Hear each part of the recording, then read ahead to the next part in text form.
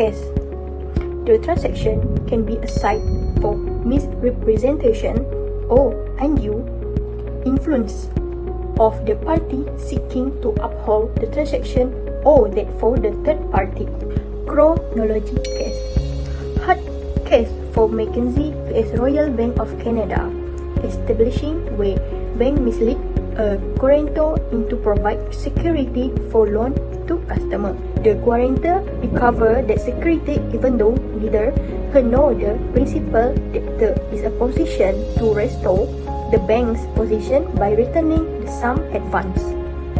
As between the bank, which is quality misrepresentation, and surety, who is not the former, should bear the risk that transaction will be cancelled in circumstance where restitution in integrum is impossible. The appellant, Mrs. MacKenzie, was husband had in 1930 former MacKenzie Limited for the manufacture of lumber's main supplies. In 1930, the appellant assumption her shares to respondent bank to secure an advance from bank to company.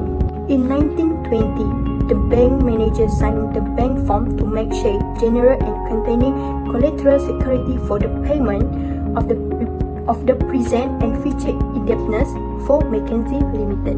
So as Rita has explained before, the case is about misrepresentation where the bank was misleading a statement to a guarantor. And now we are moving to the court held, which is as the result, the plaintiff had a good chance to win this case. This is because the original shares that was placed with the bank have been transformed into 294 Nurddin Company Incorporated shares, which means the plaintiff's rights have been connected ever since the hypothecation. Next, the plaintiff was credited by the bank with the own shares dividend up until a specific date. The dividends were used to reduce the company's debt after that date. Also, the plaintiff was entitled to the whole amount of the dividend from that date forward. The price will be very certainly be agreed upon, but if there is a disagreement, then an investigation will be conducted. In this part, we will be talking about some of the duty of the bank when they dealing with the guarantor. First, the bank must ensure that they must have not misrepresentation any fact when dealing with the guarantor. Second, they must ensuring that the guarantor have the necessary legal capacity and that the person signing the contract or the document is properly authorized. Third, before the guarantor sign the guarantee form, the bank must provide the appropriate advice. For example, the bank must explain to the guarantor about the required term and condition in the contract, and the variation of the term of the contract cannot be met without the consent of the major, debtor and creditor. Fourth, they must exercise care and skill when dealing with the guarantor. For example, use the skill by giving an accurate answer to the guarantor question at the time the guarantee is taken, or by double-checking statements such as his salary slip or any document that related to avoid any misrepresentation while dealing with the guarantor.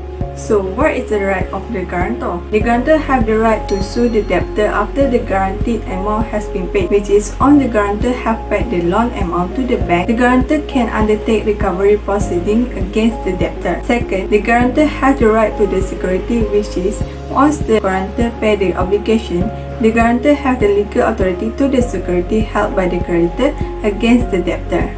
The case of the MacKenzie vs Royal Bank of Canada, it can be happen in our real life too, and it always happen in our real life. So the lesson that I got in this case, that the contract cannot be permitted to stand for any other reason. If you want to know, a contract or guarantee, like any other contract, is liable to be avoided if it induced by a material misrepresentation of an existing truth, even if made innocently.